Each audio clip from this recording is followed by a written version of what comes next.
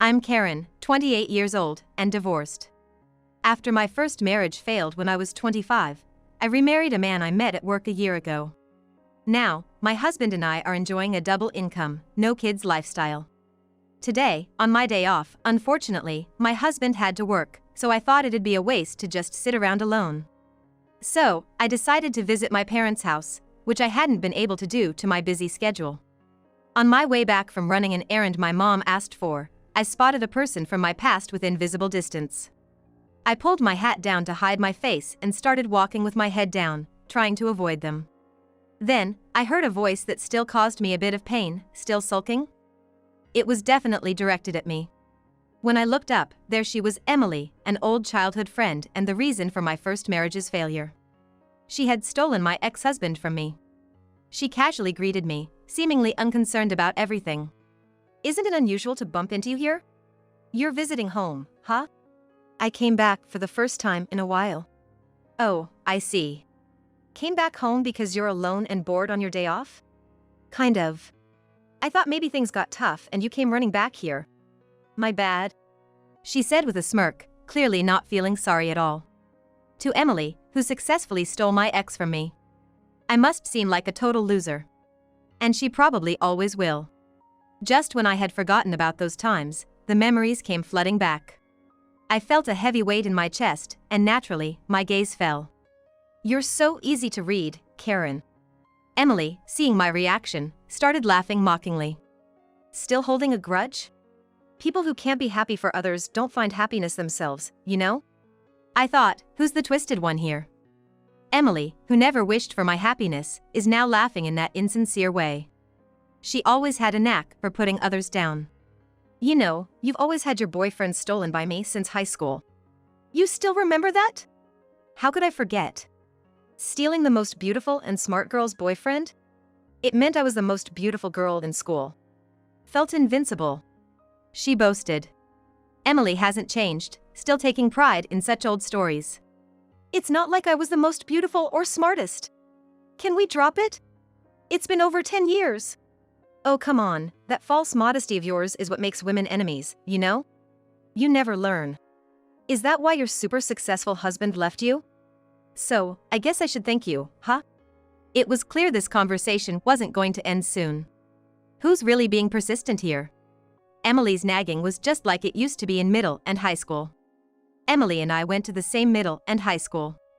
Back then, it was obvious to anyone that she disliked me, yet she always found a way to get involved in my life. Back then, even if I just got a confession or had a boyfriend, she would pry into it and then make a move on them before me. She'd put on a cutesy act, and my boyfriends, for some reason, couldn't see through her. When I questioned them about spending time alone with Emily or reminded them that they were my boyfriend, they'd turn on me, taking Emily's side and painting me as the bad guy. Eventually, they would all end up with her, flaunting it in my face. No matter what, Emily always managed to take them all for herself. Looking back, it was all about boosting her ego. Despite being disliked by other girls, Emily didn't care. Her whole existence revolved around male attention. That's why I wanted to get as far away from Emily as possible. When I learned she got into a local university, I chose to go to a university and later work in New York, far from our hometown. Life without Emily was peaceful. I had a normal student life, good relationships, and even my parents noticed I smiled more after moving to New York. I was motivated and passed a national exam during my studies. Thanks to that, I got my first choice job. I met my ex-husband through work, we fell in love, and got married. I was happy, thinking I'd spend my life with him. But Emily didn't let my happiness last. Despite having no contact for over 10 years, she somehow heard about my marriage back in our hometown, got close to my husband, and stole him away. I realized something was off right after the wedding. The sweet newlywed life was short-lived, and my husband's behavior became suspicious. Despite being newlyweds, my husband was constantly working overtime and our nights together were almost non-existent. When we did have time, it lacked the feeling of being loved, like back when we were single. It felt rough, cold, just a way for him to let off steam. Soon, his excuses of staying overnight at work or going on business trips became frequent, and his visits home decreased. When he did come home after a few months, it was only to complain or grumble at me. "You're so sloppy. And you call yourself a wife? Stop making unnecessary meals. It's a waste of money. Do we even need this? If you're working, buy it with your own paycheck.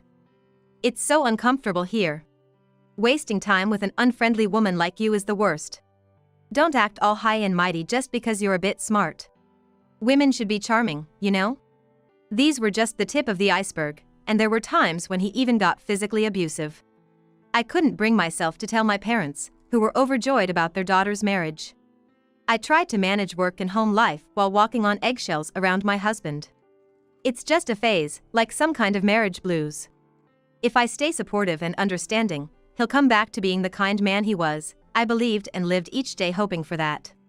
However, one day when I came back from work, there was Emily, entangled with my husband in our living room, greeting me, "Karen, long time no see." The moment I saw that, I realized everything. Again. I thought, accepting the truth. I felt cursed by my own lack of judgment. I signed the divorce papers handed to me and left our love nest the same day. A few days later, while I was feeling down in the monthly apartment I had hastily rented, my mom sent me a confused text, "Karen, you've got a bunch of boxes here?" When I visited home, I found numerous boxes in my room, all sent by Emily, now having the same last name as my ex-husband. Is this from Emily? Just like you guessed, Mom, it's that Emily, I told my speechless mother. I hadn't gone into details with her about the divorce. Or maybe it's more accurate to say I couldn't. But seeing the name on the boxes, she understood everything. Opening one of the haphazardly packed boxes was too overwhelming, so I quickly lay down on my bed, feeling exhausted. My mom, who had been watching from the doorway, didn't say a word. It took a year for those boxes to finally disappear from my room. Just recalling it makes me sick to my stomach, and now, the same person who caused all that damage is laughing in front of me again. Emily's tone hasn't changed from those days. "Oh, by the way, Tom's doing great at work. He might even become a department head soon. It's nice to have a husband on the fast track to success. Makes life so much easier, not having to work hard all the time." "I see. That's good. I don't want to end up like you, Karen. Not that I ever would." Such a meaningless conversation. I couldn't even bother to respond properly, but she kept throwing more topics at me. "What's the matter, Karen? Still sulking? Huh? Like I said earlier, people who can't be happy for others won't find happiness." "Is that so?" "It is. So why don't you come over to our place?" "What do you mean?" "Actually, we've had a baby." "Congratulations. It's the baby Tom and you couldn't have it." "So adorable. Tom's on a long business trip now, so I'm back at my parents' place." "I see. You should come over with your guy. You're still in New York, right?" "Yeah, but..." "Then come visit." "What?" "Come see our cute baby, the one you and Tom couldn't have." Emily's taunting face was just as I remembered, and I simply answered her. "Got it." "Really? For real?" "Emily said so, didn't she? She invited us to come over." "Well, yeah, but..." "So, it's settled then. We're going to visit your love nest with Tom. By the way, I'm still living in that house." "What?" "That's the house where Karen got dumped by Tom. You remember, right?" "Sure, I guess. So, is next Sunday okay? Tom will be home then, he's usually busy. You have to come. See ya." Saying this with a beaming smile, Emily left. As I turned and watched her leave, my face twisted into a natural smile. Next Sunday, as promised, I headed over to Emily's place. I walked the path that I used to tread daily until about 2 years ago, feeling nostalgic. As I walked towards the House of Destiny, I thought to myself, I'm handling this better than I thought. "Hey, welcome!" Responding to the doorbell, the door opened from the inside. There, at the front door, holding a sleeping infant, Emily greeted us with an unnecessarily loud voice. Behind her, I saw the face of my ex-husband for the first time in a while. His expression still had that unmistakable look of condescension. But it's not like he was against me coming. On the contrary, his dark feelings were palpable, as if thinking about what he could do now that I was here. And then, Emily, ushering me inside, said, "Wait, who's this?" looking at the tall man with sunglasses standing behind me, her voice filled with confusion. "Oh, this is my husband." "Your husband?" "Yes. Actually, I got remarried last year. What? I haven't heard anything about it. You didn't mention this the other day. My husband, who had been standing behind me, stepped beside me, his presence overwhelming. At that, Emily lost her train of thought. Hello. Thank you for having us today. I'm Roy, Karen's husband. Nice to meet you. My husband, taking off his sunglasses, greeted them with a friendly smile. In that instant, the two of them were speechless. Their eyes wide open. Emily, after a pause, asked me in a hoarse voice. Is he really your husband, Karen? Her expression was more hoping for a denial than skeptical. Yes, he's my husband. Why would I lie and bring a stranger? But... Yeah, I get why you're surprised. Both of you know him, right? I mean, how come you're with the vice president? My ex-husband, unable to hide his confusion, finally spoke. Indeed, my husband was the vice president of his company, a position far above my ex-husband. He probably never imagined his ex-wife would bring the vice president to his private space. Still, my ex, being a company man, reluctantly brought out slippers for us, inviting us in while trying to maintain his composure. After we settled in the living room, Emily, who had apparently just put the baby to sleep, came in and confronted me with exaggerated gestures. Why did you bring your husband knowing what kind of relationship we have with him? What do you mean? Are you playing dumb? You really are mean. Is this some kind of revenge against me? Why? Why would Karen of all people be with the vice president? Emily started ranting irrationally and angrily. It was exactly as I expected. Probably, her pride was in tatters, especially after wanting to brag so much about her husband to me. Taking that into account, I began to interact with Emily. What? Revenge? You're saying I remarried the vice president of the company where Emily had an affair with Tom, just to get back at her? That's right. You connected with the vice president for that reason, didn't you? What did you do? You really have a nasty character. Oh, really? I could say the same about Emily. What? What do you mean by that? Emily, you heard about my relationships or marriages and deliberately sneaked in to snatch them away, right? That's pretty twisted, don't you think? A habit of wanting what belongs to someone else, no matter what it takes, sounds like a pretty distorted character to me. Shut up! Emily, her face turning red with anger at having her sore spot hit, was barking at me. I might be a little bad myself for finding her helpless threat even cute, but I hope that can be forgiven. Besides, my husband, the vice president, and I knew each other before. What? Emily might not have known since she was busy sneaking around, but my company has business dealings with my husband's company. Sneaking around? It's true, isn't it? Well, yeah, but... So, I was in charge of my husband's company, and I've been going in and out of his company for a while. Right, Tom? Yeah. So, I didn't stalk or take advantage of him like Emily did. It just naturally turned into those feelings, that's all. After all, I met my husband because my company had dealings with my ex-husband's company. It started when my ex-husband approached me when I was visiting his company. Remembering that, I couldn't help but smirk at my ex-husband's uncomfortable expression. But Emily was different. Even after hearing all this, she definitely attacked me. Oh, so you were having an affair back then? What? You got close to such a handsome vice president, it's impossible not to have an affair, right? He's rich, competent, and his future is practically guaranteed. But isn't that the worst? Riding on someone else's divorce to justify an affair and move on? Karen, you're the worst. What do you mean? What are you trying to say? I mean, your husband, Tom, a subordinate of the vice president, wasn't coming home even though he's newly married. You showed your vulnerable side to the vice president on purpose to get close to him, right? Then you switched from manager Tom to the vice president. That's so cunning. I'm almost impressed by such naive thinking. To that, I responded coolly to Emily. That's not the case. I didn't even know about your affair until I got divorced. What? You didn't realize I was having an affair? I knew something was up. But I didn't know who the other person was. Then you should have blamed him. In a situation where Tom was already blaming me, if I did the same, it would only worsen things. But more than that, I thought it was a temporary escape from the stress of a new marriage and work, and that if I supported him, he would eventually come back. Putting it into words, I hurt myself with my own forgotten past. But Emily was relentless. Lies. You knew and let it happen, just acting for your own convenience. That's not true. You've always been like that. Playing the tragic heroine, quickly catching the next man. What? Your attitude, acting like a victim and making me the villain, really pissed me off. Beautiful, smart, with an unblemished character. Everyone sided with you. I really can't stand you. I had no idea that Emily had been persistently bothering me for such reasons, disrupting my student life. I was the one Emily made out to be the victim, losing allies by her own actions, but I was speechless at her self-centeredness. Excuse me, but...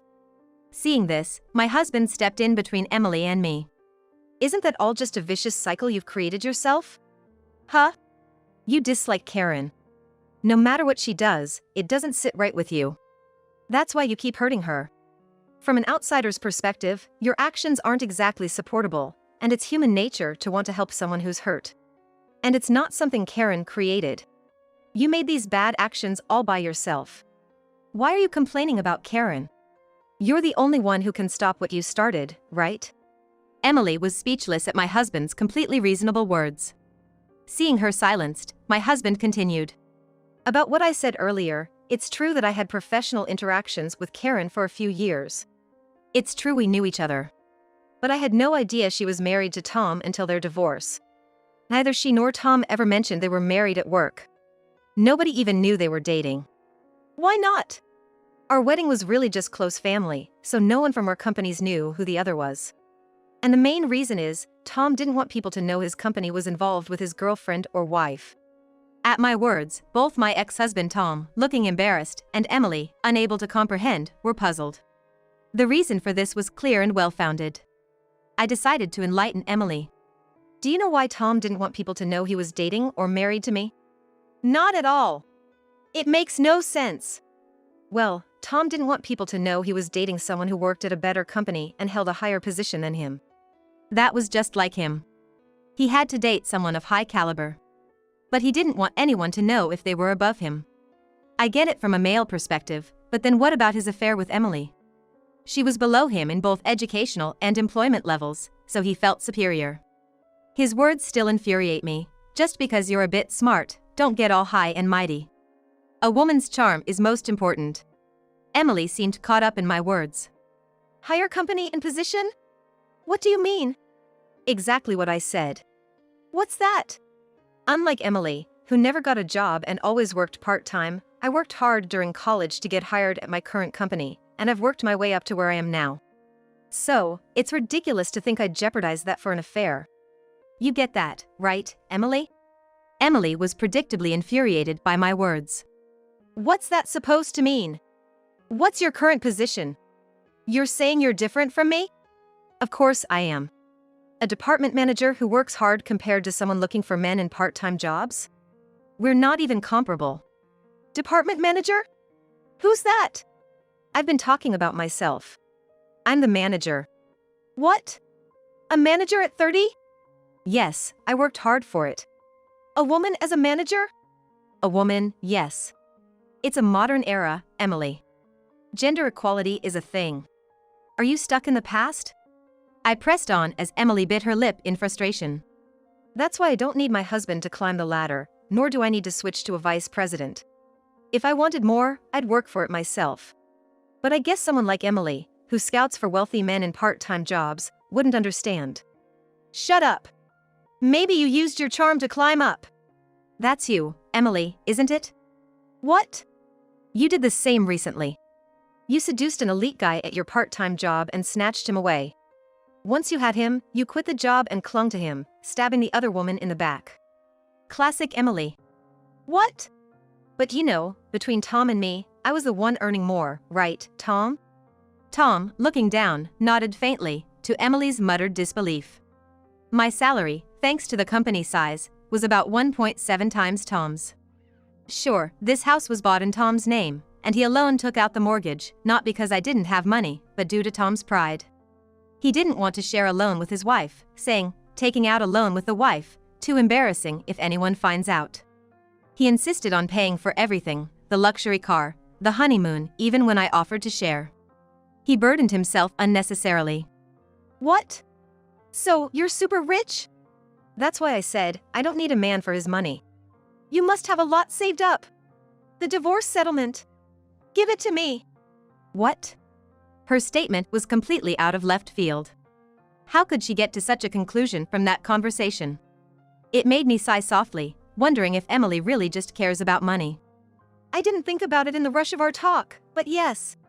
We need to divide the property. The earnings during the marriage belong to both spouses, right? Your income is also Tom's. It's unbelievable that Emily, who always does such unreasonable things, knows about this. Maybe because it's related to money. I sighed again at her triumphant look. So, you know about that? Of course. I have to know these things so I don't lose out. But, unfortunately for you. What? The statute of limitations for divorce property division is limited. It's been years already. So, you can't claim any property division. What? No way. As Emily complained and continued to harass me, Tom desperately tried to stop her. Why are you stopping me? Just stop it. Why? She's just lying because she doesn't want to pay. If I don't get tricked, I can get the property division from her. As Emily's voice cracked in her tirade, Tom calmly responded. That's not going to happen. What? Karen isn't lying. What? Why? You believe Karen over me. It's not about believing or not believing. Then why? Karen is the head of the legal department at her company. The legal department? Not just that. She graduated from Keydong University's law school and is well-versed in law. She passed the Judicial Scrivener exam, a national legal qualification, while still in college. She may not be a lawyer, but she has far more legal knowledge than average. Karen does? So just stop it. It's pointless. What? Why? Why are you so weak towards this damn woman? Tom's feeble responses made Emily furious, but Tom seemed unusually timid, almost evasive. Then my husband gave the answer. Hey, Tom. What is it? Why are you so scared? You've been off since you knew I was coming, haven't you? What are you talking about? Tom tried to play dumb, but my husband cut to the chase. By the way, were you really on a long business trip? What? I heard from Karen that when she met your wife last week, you were on a long business trip and that's why she and the kids went back to her parents' house. Yeah, that's what I heard. Right, Emily? What? Oh, yeah. I said that. But you haven't been on any long business trips in the past few months, have you? What? Well, I've seen you at the office almost every day this week. When did you go on this long business trip? Well, Tom was flustered and at a loss for words at my husband's unexpected bombshell. From his reaction, the gray area was turning very black. Emily. Tom is cheating. What? He lied about being on a long business trip to send you and the kids to your parents' house while he cheated. Check the back of Tom's closet. Emily looked shocked and confused at Tom's guilty expression. Go on. Check it. I urged her, and despite her doubts, Emily obediently went to the closet. Soon after, Emily's scream echoed through the house. She returned holding a pastel-colored paper bag. How did you know about that place? It was simple. Tom used to hide paper bags there when he was with me. What? You didn't expect that, right? I didn't know who, but I knew there was someone. Tom's not very clever, so I figured he'd hide it in the same place. I hit the nail on the head. The worst. Emily threw the paper bag at Tom, and its contents scattered everywhere. Loungewear, underwear, a pouch likely containing skincare products, it all felt the same as that time. While I gazed at these familiar items, my husband gently tapped my head. Tom. Yes? Your affair was with Nicole from your department, right? What? Your actions at work have already reached Human Resources and Administration. They know about what you and she were doing in the office. You're kidding. The higher-ups are already discussing it. You understand that we can't just leave this be. What? No way. That's a complete private matter. You're the one who brought your private life into the workplace. But what you did is a clear violation of our company's compliance. Compliance?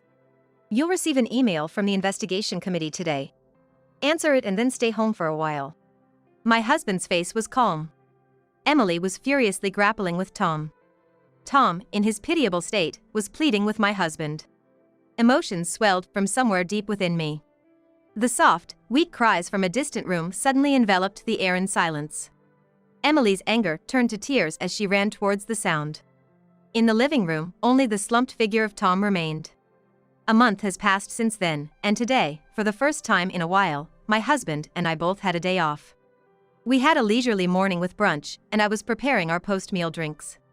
By the way. Huh? Tom got divorced, it seems. Sitting on the sofa, I lightly responded to my husband's topic.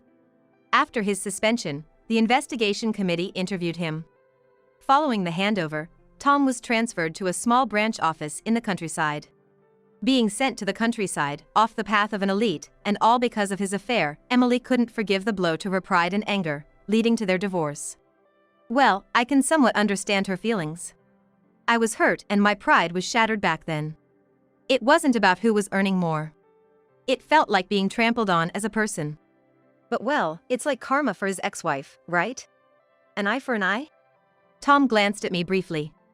Emily used to say, those who can't wish for others' happiness will never be happy themselves. She never wished for my happiness, so she ended up just like her own words.